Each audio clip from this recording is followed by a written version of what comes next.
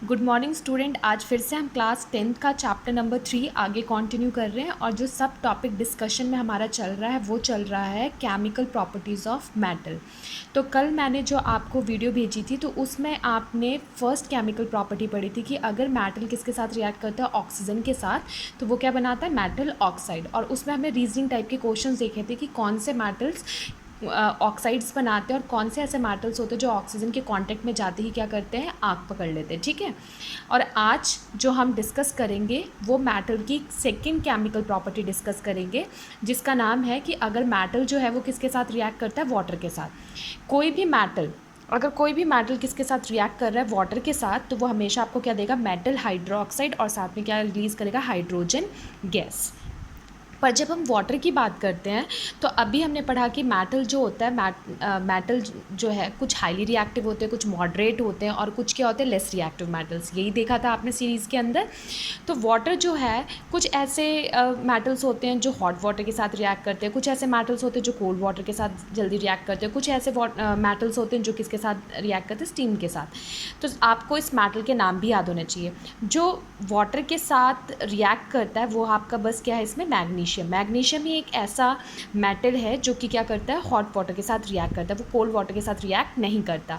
जब हम बातें करते हैं कोल्ड वाटर की, तो कोल्ड वाटर के साथ आपका सोडियम, पोटेशियम और कैल्शियम क्या करता है, रिएक्ट करता है। पर सोडियम और पोटेशियम जो होते हैं वो हाईली रिएक्टिव मेटल होते हैं एज़ कम्पेयर टू कैल्शियम, क्योंकि सोडियम और पोटेशियम वाटर के साथ रिएक्ट होने के बाद वो क्या करते हैं, आपका मेटल हाइड्रोक्साइड भी बनाते हैं और साथ में हाइड्रोजन गैस का फॉर्मेशन भी करते हैं।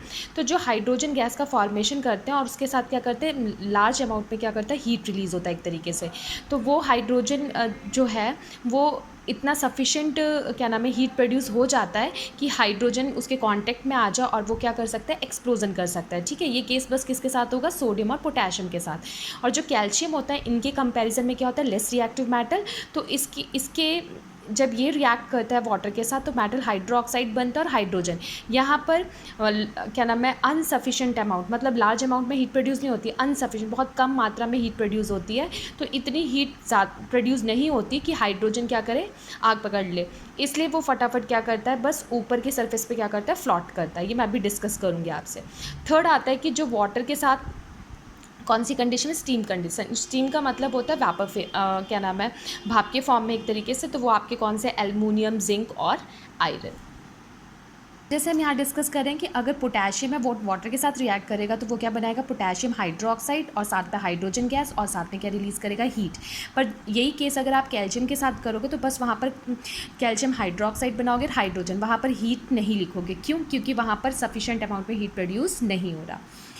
तो यहाँ पर आता है कि जब हम अभी मैंने आपसे डिस्कस किया, जब सोडियम रिएक्ट होता है वाटर के साथ तो हीजिंग साउंड प्रोड्यूस होती है। और वो हीजिंग साउंड किसकी होती है, एक तरीके से आपके हाइड्रोजन गैस की इवोल्यूशन की। और वहाँ पर क्या होता है, हीट प्रोड्यूस होता है जिसकी वजह से हाइड्रोजन क्या कर सकता है, आसानी से क्या कर सकता है, आग पकड़ सकता है। तो वहाँ पर क्या हो सकता है, एक्सप्लोजन हो सकता है। पर जब हम कैल्शियम की बात करते हैं तो कैल्शियम में इतनी ज़्यादा हीट प्रोड्यूस नहीं हो पाती कि हाइड्रोजन गैस बर्न हो और ऐसा कुछ हो वहाँ पर। इसलिए जो कैल्शियम मेटल है उसके जो हाइड्रोजन्स होते हैं वो हमेशा उसके सरफेस पे क्या करते हैं, फ्लॉट करते हैं। जैसे एग्जांपल के लिए मैं बताती हूँ, अगर कोई पुट्टी वाला आता है आपके घर पे जो क्या नाम है, पेंट वेंट करता है, तो देखा होगा आपने, चूना मंगवाता है। ठीक है। तो जो चूना मंगवाता है जब वो उसे क्या मिक्स करता है वाटर के साथ तो बबल्स निकलने लगते हैं। और बबल्स निकल रहे हैं तो इसका मतलब वो बबल्स हमेशा सरफेस के ऊपर ही होते हैं। और जब आप छुओगे उस ड्रम को बाहर से तो आपको हीट तो मिलेगी पर इतनी ज़्यादा हीट नहीं होगी कि फटाफट क्या करे, वो एक्सप्लोजन क्रिएट करे। तो इसलिए आपको पता होना चाहिए, आपसे पूछा भी जाएगा कि कैल्शियम के केस में ऐसा क्यों होता है, तो आप बताओगे कि कैल्शियम के अंदर क्या होता है, वो उन दोनों मेटल के कंपैरिजन में लेस रिएक्टिव मेटल होता है और सफिशेंट अमाउंट में हीट प्रोड्यूस नहीं हो पाती, जिसकी वजह से हाइड्रोजन वहाँ पर क्या करे, एक्ट कर पाए। ठीक है। अब नेक्स्ट आते हैं हम मैग्नीशियम। अभी हमने डिस्कस भी किया था, मैग्नीशियम जो है वो कोल्ड वाटर के साथ रिएक्ट नहीं करता। मैग्नीशियम हमेशा किसके प्रेजेंस में रिएक्ट करता है, हॉट वाटर के केस में। और सेम इसमें भी क्या होता है, मैग्नीशियम हाइड्रोक्साइड बनता है और हाइड्रोजन गैस। और इसके अंदर भी क्या होता है, उसके बबल्स किस पे फ्लॉट करते हैं, प्रॉपर तरीके से सरफेस के ऊपर। नेक्स्ट आते हैं हम स्टीम वाटर कंडीशन में, जिसमें मैंने बताया आयरन, एल्युमिनियम और जिंक ये जब भी रिएक्ट होंगे तो वो क्या बनाएंगे, मेटल हाइड्रोक्साइड। आयरन के साथ भी, आयरन वाटर के साथ बनाएगा तो Fe3O4 बनाएगा, ये याद रखना होगा आपको। और जैसे बाकी जो मेटल्स रहेंगे, लेड, कॉपर, सिल्वर, गोल्ड, ये क्या है, लेस रिएक्टिव मेटल्स है और ये हाइड्रोजन गैस प्रोड्यूस नहीं करते, इसलिए ये वाटर के साथ रिएक्ट नहीं होते, ये आपको पता होना चाहिए। अब डिस्कस करते हैं बेटा हम थर्ड प्रॉपर्टी, जिसमें मेटल किसके साथ रिएक्ट करता है, एसिड के साथ। तो कोई भी मेटल अगर एसिड के, डाइल्यूट एसिड के साथ रिएक्ट करे तो वो क्या बनाता है, सॉल्ट और हाइड्रोजन गैस। जैसे एग्जांपल के लिए आपने डाइल्यूट लिया HCl तो उसने बनाया MgCl2 + H2O। ऐसे Al को लिया, एल्युमिनियम को Cl के साथ, तो एल्युमिनियम क्लोराइड + हाइड्रोजन गैस, ठीक है। पर कॉपर, याद रखना, कॉपर, सिल्वर और गोल्ड ये तीनों ही क्या होते हैं, डाइल्यूट HCl के साथ रिएक्ट नहीं होते। तो कभी कभी अगर आपको रिएक्शन में दिया हो Cu + HCl कंप्लीट करो, तो आपको ये याद रखना पड़ेगा कि कॉपर जो है वो कभी भी डाइल्यूट HCl के साथ रिएक्ट नहीं करता, क्योंकि वो लेस रिएक्टिव मेटल होता है, because they are less reactive metal. अब नेक्स्ट केस होता है कि कुछ ऐसे मेटल्स होते हैं जो कि क्या नाम है, डाइल्यूट एसिड के साथ रिएक्ट करते हैं, और कुछ ऐसे होते हैं जो नहीं करते।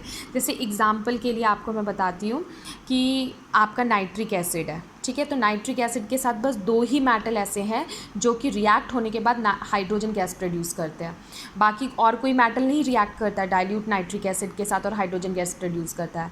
बस 2 ही ऐसे मेटल है, वो है आपका मैग्नीज और मैग्नीशियम, ठीक है। ये 2 ऐसे मेटल है, अगर आप इसे HNO3 के साथ रिएक्ट करोगे तो ये क्या होगा, रिएक्ट होने के बाद हाइड्रोजन गैस प्रोड्यूस करेगा, ठीक है। अब यहाँ पर लिखा भी है, hydrogen gas is not evolve when metal react with nitric acid because it is a.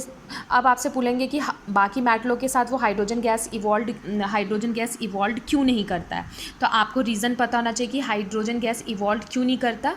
वो इसलिए नहीं करता क्योंकि वो क्या है, एक स्ट्रॉन्ग ऑक्सीडाइजिंग एजेंट होता है, वो क्या नाम है, एजेंट होता है, और ऑक्सीडाइज होने के बाद H2 प्रोड्यूस, मतलब जो H2 है जो प्रोड्यूस होना था वो किस में कन्वर्ट हो जाता है, वाटर के अंदर। H2 produce two water and अपने आप को वो किस में रिड्यूस कर देता है, NO2, NO और N2O, मतलब नाइट्रोजन ऑक्साइड, नाइट्रोजन डाइऑक्साइड, ठीक है। इनके अंदर वो अपने आप को क्या करता है, कन्वर्ट करता है। तो याद रखना है आपको, NO2 के अंदर कन्वर्ट होता है, NO के अंदर और N2O के अंदर। और जब ये पूछा जाए उस मेटल का नाम बताओ जो HNO3 के साथ रिएक्ट करके हाइड्रोजन गैस देता है, तो वहाँ पर आपको बस 2 मेटल के नाम याद होने चाहिए, एक मैग्नीज और एक मैग्नीशियम। बाकी वो किस में कन्वर्ट हो जाता है, हाइड्रोजन गैस प्रोड्यूस ना करके वो वाटर बनाता है, ठीक है, और अपने आप को रिड्यूस करके NO2 और NO और N2O के अंदर कन्वर्ट कर लेता है। ये है मैग्नीशियम और मैग्नीज रिएक्ट करता है डाइल्यूट HNO3 के साथ, तो क्या प्रोड्यूस करता है, हाइड्रोजन गैस, और बाकी कोई भी मेटल प्रोड्यूस नहीं करता। तो आपको रीज़न पता चल गया क्यों, क्योंकि वो स्ट्रॉन्ग ऑक्सीडाइजिंग एजेंट होता है, अपने आप को हाइड्रोजन को किस में स्प्लिट कर लेता है, एक तरीके से वाटर में कन्वर्ट कर लेता है, और अपने आप को किस में रिड्यूस हो जाता है, NO2, N2O और NO के अंदर। बस इन दोनों के साथ ही क्या करता है, वो हाइड्रोजन गैस प्रोड्यूस करता है। नेक्स्ट है एक आपका एक्वारीजा, ये पूछा भी जाता है। एक्वारीजा क्या है, एक्वारीजा एक क्या है, फ्रेशली प्रिपेयर्ड, मतलब एक मिक्सचर होता है जिसके अंदर कंसनट्रेटेड HCl और कंसनट्रेटेड नाइट्रिक एसिड का यूज़ किया जाता है, जिसको हम 3:1 के अंदर लेते हैं, ठीक है। प्रिपेयर्ड कर दे दोनों को मिक्स करके।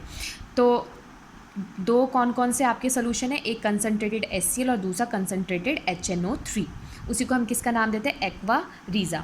एक्वारीजा का काम होता है ये हर मेटल को क्या करता है, डिज़ोल्व कर लेता है, ठीक है, डिज़ोल्व कर लेता है। और क्या नाम है, ये गोल्ड और प्लैटिनम जैसे मेटल को भी क्या कर लेता है, डिज़ोल्व कर लेता है, ठीक है, डिज़ोल्व कर देता है अच्छी तरीके से। और ये काफ़ी क्या नाम है, करोसिव नेचर का होता है, और काफ़ी फ्यूमिंग, एक बोला जाता है फ्यूमिंग लिक्विड माना जाता है, इसका मतलब करोजिंग नेचर, मतलब जब भी इस सोल्यूशन के साथ काम किया जाए तो बहुत सावधानीपूर्वक हमें क्या करना चाहिए, करना पड़ेगा इस चीज़ को, ठीक है। तो आपसे पेपर में पूछ भी लिया जाता है व्हाट इज़ एक्वारीजा, तो आपको पता होना चाहिए कि एक्वारीजा क्या, एक फ्रेशली प्रिपेयर्ड मिक्सचर है जो कंसनट्रेटेड HCl और कंसनट्रेटेड क्या नाम है, नाइट्रिक एसिड का है, जो कि कितने रेशो में प्रेजेंट होता है, 3:1 में। और ये क्या करता है, it can dissolve gold and platinum, और ये क्या करता है, गोल्ड और प्लैटिनम को क्या करता है, डिज़ोल्व कर लेता है। और अगर आप अलग अलग लोगे, जैसे कंसनट्रेटेड HCl या कंसनट्रेटेड HNO3 दोनों को अलग रखोगे और तो इन दोनों को अलग अलग उसमें डालोगे, तो आप ये सोचो कि वो डिज़ोल्व हो जाएगा, तो डिज़ोल्व नहीं होगा जब तक दोनों का मिक्सचर आप प्रिपेयर नहीं करोगे। तो अब होप करती हूँ कि आपको पता चल गया कि मेटल अगर एसिड के साथ रिएक्ट करेगा तो क्या होगा। तो आज का टॉपिक यहीं पर कंप्लीट होता है हमारा। नेक्स्ट टॉपिक हम कल करेंगे। तो thank you for watching this video.